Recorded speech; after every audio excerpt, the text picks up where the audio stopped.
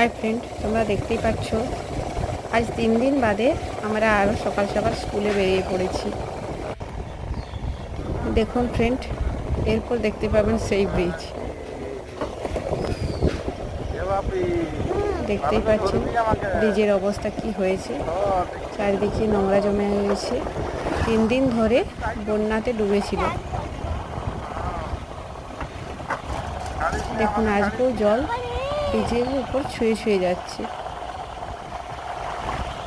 মানুষজন সব মাছ ধরায় খুব ব্যস্ত।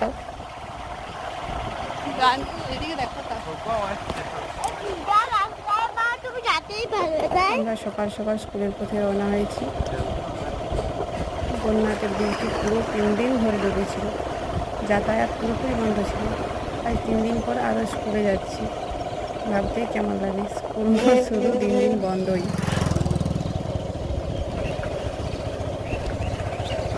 Bye bye friend.